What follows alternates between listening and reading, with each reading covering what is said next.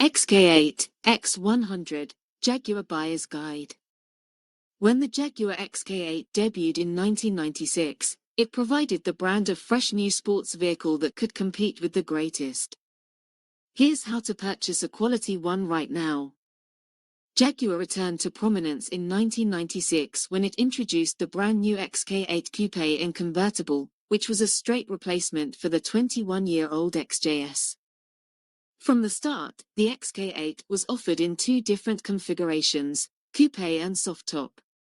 Both were powered by a brand new 4.0-liter V8 engine, dubbed the AJ V8, that produced 294 horsepower and was mated to a 5-speed ZF automatic gearbox. This gave the XK8 an artificially limited top speed of 155 miles per hour and a 6.4-second 0 to 60 miles per hour sprint time. Within a few months, the Go Faster XKR versions, which had a staggering 370 horsepower thanks to the inclusion of a supercharger, catered to those who were hungry for even more power. The XKR was Jaguar's pinnacle of high-performance sports cars, with style that was adequately enhanced through a number of testosterone-infused visual changes. When compared to the previous XJS, sales of the XK8 and XKR series increased significantly, demonstrating their success.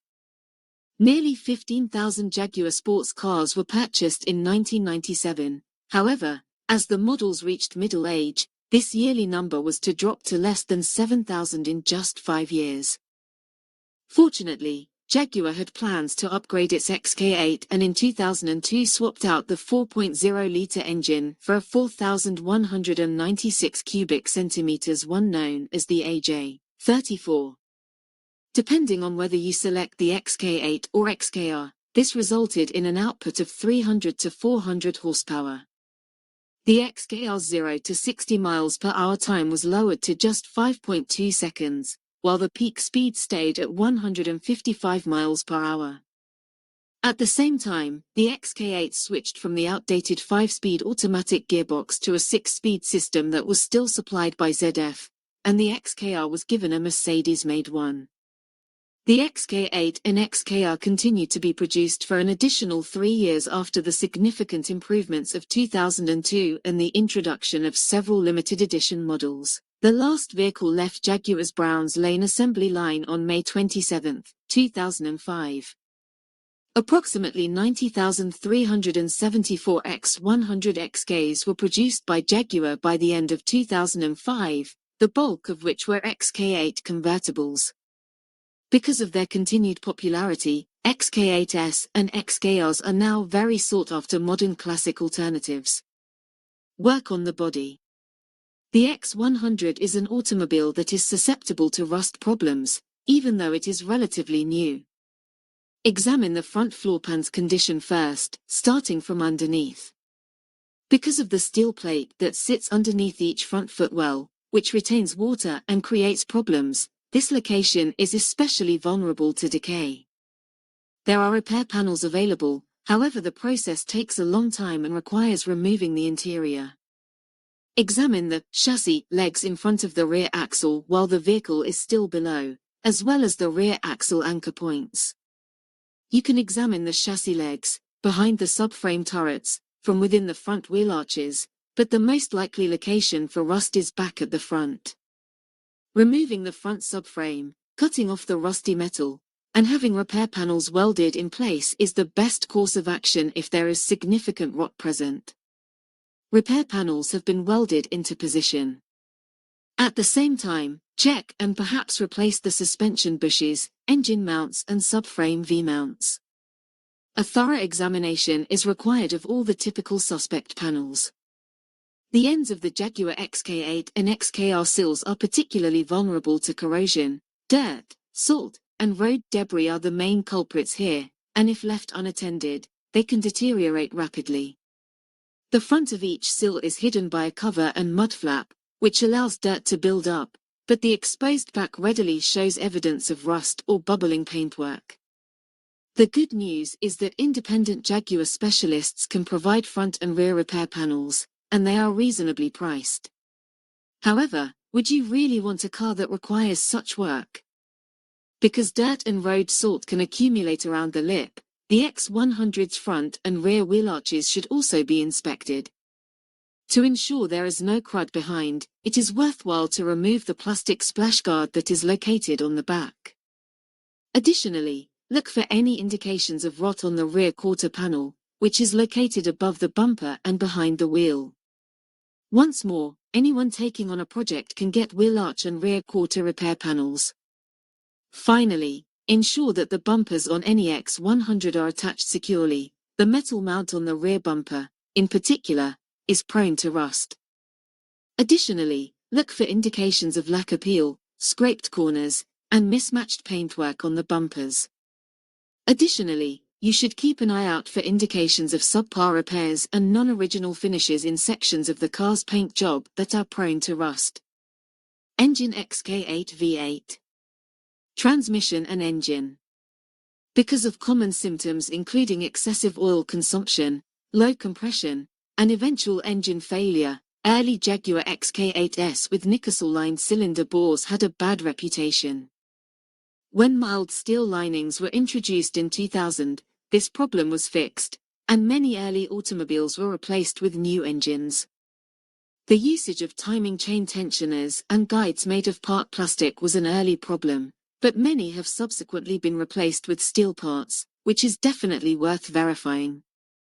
While rattling vibrations when starting from cold are typically an indication of malfunctioning tensioners, timing chain noises are not unusual, especially on automobiles with higher mileage. The drive belt on the Jaguar XK8 X100 should be replaced right away if you see splits or fractures in the ribs. This is because a snapped belt can suddenly cut off your power steering or water pump. The same is true of the XKR supercharger belt, which needs to be fixed right away if you see any splits. Engine movement during severe braking or acceleration can be caused by worn or damaged lower engine mounts, which hold the engine to the front subframe. A gearbox oil change, with a new filter, should be performed every 60,000 miles, and regular oil changes and servicing are crucial, so you should also review the maintenance records of any X100. Any X100 without a service history should be avoided at all costs because past negligence can result in significant future expenses. An engine management warning light on the dashboard is usually triggered by a lambda sensor or knock sensor failure, neither of which is particularly dangerous. The fact that the engine itself sounds good and raises no red flags is more significant.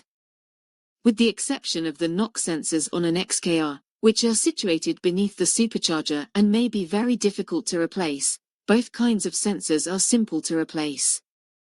While the later 6-speed gearbox is prone to slippage on high-mileage vehicles, which can result in an inaccurate gear ratio error and put the car in limp home mode, the 5-speed ZF automatic gearbox in the XK8 may encounter front clutch drum failure.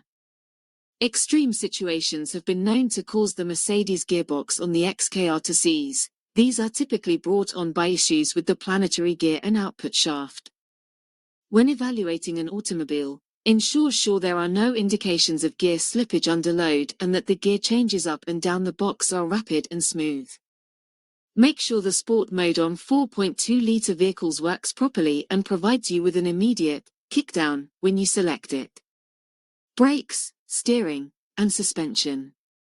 Although the braking system is generally dependable, it's important to note that automobiles manufactured after 1999 have better stopping performance because they employ 325mm front discs, instead of the previous 305mm ones. The ABS pump, which is attached to the ABS electronic control module on the early versions, is a weak point. The pump and module are electronically connected by a twin insulated wire, and the soldered joint on the circuit board within the module can occasionally cause issues. When inspecting any X100, make sure the discs and pads are in good condition. Even if you hire a third-party specialist, a complete disc and pad replacement will result in a high price. And keep an eye out for any indications of warped discs under braking during your test drive. The X100 suspension bushes are prone to wear, and the damper lower mounting bushes are frequently the source of a rear-end rattle. Both the mounting brackets and the big bushes that fasten the front of the rear subframe to the underside should be inspected for wear. Although it shouldn't cost much to replace, worn front wheel bearings are rather frequent. The front upper wish's inner bushes. It's possible that the inner bushes for the front upper wishbones will deteriorate, but thankfully, new bushes are easily accessible and reasonably priced. For best results, both sides should be replaced. Furthermore, a maintenance failure could result from the deterioration of the D-shaped bushes that secure the front anti-roll bar to the front subframe. These bushes are inexpensive to replace, but it can be a little difficult when wheels from the X100 family range in diameter from 17 to 20 inches, depending on the model you select. Because the larger wheels have low-profile tires, they are more vulnerable to general damage and curbing. Electrics, trim, and interior. Leather upholstery and electrically adjustable front seats are standard on all X100 variants. Sometimes a blown fuse results from the wiring that is routed beneath those chairs becoming stuck and damaged.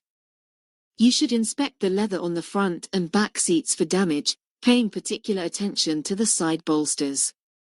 Aldridge Trimming offers new front seat covers, but each pair costs about £800 and requires professional fitting. Although upholstered replacement headlining boards are easily accessible, it is important to verify the condition of the headlining when checking a coupe because it has a tendency to drop. If you are in favor of a make sure the electric roof works properly if a convertible is your preference.